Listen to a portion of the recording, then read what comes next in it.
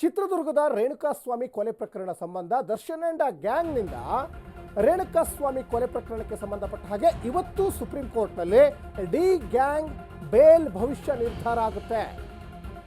Already spp Prasanna Kumar ಸರ್ಕಾರದ ಪರವಾಗಿ supreme court ಮೆಟ್ಟಿಲೇರಿದ್ದಾರೆ. ಸುಪ್ರೀಂನಲ್ಲಿ ಒಂದು ಕಡೆ ಬೇಲ್ ರದ್ದು ಕೋರಿ ಸಲ್ಲಿಸಿದ ಅರ್ಜಿ ವಿಚಾರಣೆ ಆಗುತ್ತೆ. ಇವತ್ತು ಪವಿತ್ರ ಗೌಡ ಸೇರಿದಂತೆ 7 ಆರೋಪಿಗಳ ಭವಿಷ್ಯ ಇವತ್ತು ನಿರ್ಧಾರ ಆಗುವ ಸಾಧ್ಯತೆ ಇದೆ. ನ್ಯಾಯಮೂರ್ತಿ ಜೆ.ಬಿ. ಪಾರ್ದಿವಾಲ ನೇತೃತ್ವದ ಪೀಠದಲ್ಲಿ ಇವತ್ತು ವಿಚಾರಣೆ ನಡೆಯುತ್ತೆ. ಬೇಲ್ ನೀಡಿದ್ದನ್ನು ಪ್ರಶ್ನಿಸಿ ಮೇಲ್ಮನವಿ ಸಲ್ಲಿಸಿದೆ ಸರ್ಕಾರ. 2024 ಡಿಸೆಂಬರ್ನಲ್ಲಿ ಆರೋಪಿಗಳಿಗೆ ಬೇಲ್ ನೀಡಿತ್ತು ಹೈಕೋರ್ಟ್ ಆದೇಶ ಪ್ರಶ್ನಿಸಿ ಸರ್ಕಾರ ಮೇಲ್ಮನವಿ ಸಲ್ಲಿಸಿತ್ತು. ಅಂದರೆ ಸುಪ್ರೀಂ ಕೋರ್ಟಿನ ಕದ ತಟ್ಟಿತ್ತು. ಸುಪ್ರೀಂ ಮೆಟ್ಟಿಲನ್ನ ಏರಿದ್ರಿಂದ ಈಗ ಮತ್ತಷ್ಟು ಡವಡವ ಶುರುವಾಗ್ತಾ ಇದೆ. ಸರ್ಕಾರದ ಪರ ಹಿರಿಯ ವಕೀಲ ಸಿದ್ಧಾರ್ಥ ಲೂತ್ರಾ ವಾದವನ್ನ ಮಾಡ್ತಾರೆ. ಸದ್ಯ ಡೆವಿಲ್ ಶೂಟಿಂಗ್ನಲ್ಲಿ ದರ್ಶನ್ ಈಗ ಫಾರಿನಲ್ಲಿ ಇದ್ದಾರೆ, ಬ್ಯುಸಿ ಆಗಿದ್ದಾರೆ. ದರ್ಶನ್ ಅಂಡ್ ಗ್ಯಾಂಗ್ನಿಂದ ರೇಣುಕಾಸ್ವಾಮಿ ಕೊಲೆ ಪ್ರಕರಣಕ್ಕೆ ಸಂಬಂಧಪಟ್ಟ ಹಾಗೆ ಅವರು ಜೈಲಿಗೂ ಕೂಡ ಹೋಗಿದ್ರು. ಒಟ್ಟು 17 ಜನ ಆರೋಪಿಗಳು ಇದರಲ್ಲಿ. ಹಾಗಾಗಿ ಈ 17 ಜನ ಆರೋಪಿಗಳಲ್ಲಿ ಇಲ್ಲಿ ಮುಖ್ಯವಾಗಿ ಈಗ 7 ಆರೋಪಿಗಳ ಒಂದು ಬೇಲನ್ನು ರದ್ದು ಮಾಡಿ ಅಂತ ಸರ್ಕಾರ ಸುಪ್ರೀಂ ಕೋರ್ಟ್ ಮೆಟ್ಟಿಲೇರಿತ್ತು. ಸುಪ್ರೀಂ ಕೋರ್ಟ್ನಲ್ಲಿ ಇವತ್ತು ದರ್ಶನ್ ಸೇರಿದಂತೆ ಪವಿತ್ರ ಗೌಡ ಸೇರಿದಂತೆ ಒಟ್ಟು 7 ಜನರ ಅರ್ಜಿ ವಿಚಾರಣೆ ಇದೆ.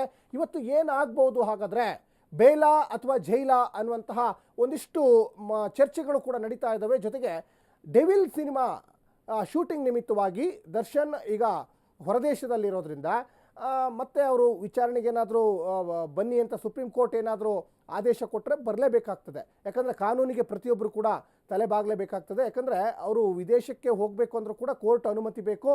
ಮೊನ್ನೆ ಕೋರ್ಟಿಗೆ ಅನುಮತಿ ಕೊಟ್ಟಿದ್ದರಿಂದನೇ ಅವರೀಗ ಥಾಯ್ಲ್ಯಾಂಡ್ನಲ್ಲಿ ಡೆವಿಲ್ ಶೂಟಿಂಗ್ ಈಗ ನಡೀತಾ ಇದೆ. ಡೆವಿಲ್ ಶೂಟಿಂಗಿಗೆ ಈಗ ದರ್ಶನ್ ಸೇರಿದಂತೆ ಇಡೀ ಚಿತ್ರತಂಡ ಇವತ್ತು ಫಾರಿನಲ್ಲಿದೆ. ಮತ್ತೊಂದು ಕಡೆ ಇವತ್ತು ದರ್ಶನ್ ಸೇರಿದಂತೆ ಒಟ್ಟು 7 ಜನ ಆರೋಪಿಗಳು ಒಂದು ಅರ್ಜಿ ವಿಚಾರಣೆ ಇದೆ. ಹಾಗಾಗಿ ಇವತ್ತು ದರ್ಶನ್ ಭವಿಷ್ಯ ಏನಾಗ್ಬೋದು, ಸುಪ್ರೀಂ ಕೋರ್ಟ್ನಲ್ಲಿ ಅರ್ಜಿ ವಿಚಾರಣೆ ಇದೆ, ಇವತ್ತೇ ಏನಾದರೂ ಸುಪ್ರೀಂ ಕೋರ್ಟ್ ತೀರ್ಪಿಗೆ ಬರ್ಬೋದಾ ಅಥವಾ ಈ ಅರ್ಜಿ ಮುಂದೂಡಿಕೆ ಆಗ್ಬೋದಾ ಅನ್ನುವಂತಹ ಒಂದಿಷ್ಟು ಟೆನ್ಷನ್ ಇದೆ. ಇನ್ನೊಂದು ಕಡೆ ನ್ಯಾಯಮೂರ್ತಿ ಜೆ.ಬಿ. ಪಾರ್ದಿವಾಲ ನೇತೃತ್ವದ ಪೀಠದಲ್ಲಿ ವಿಚಾರಣೆ ನಡೀತದೆ.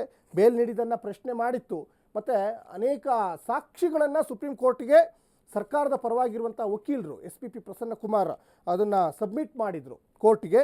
ಹಾಗಾಗಿ ಸುಪ್ರೀಂ ಕೋರ್ಟ್ ಎಲ್ಲವನ್ನು ಕೂಡ ಸೂಕ್ಷ್ಮವಾಗಿ ಗಮನಿಸಿದೆ. ಇವತ್ತು ಅರ್ಜಿ ವಿಚಾರಣೆ ಇದೆ. ಅರ್ಜಿ ವಿಚಾರಣೆ ಆದ ನಂತರ ಮುಂದಿನ ಭವಿಷ್ಯ ಏನು ಹಾಗಾದರೆ? ಯಾಕಂದರೆ ಈ ರೇಣುಕಾಸ್ವಾಮಿ ಕೊಲೆ ಪ್ರಕರಣಕ್ಕೆ ಸಂಬಂಧಪಟ್ಟ ಹಾಗೆ A1 ಆರೋಪಿ ಪವಿತ್ರ ಗೌಡ, A2 ಆರೋಪಿ ದರ್ಶನ್ ಆಗಿದ್ದಾರೆ.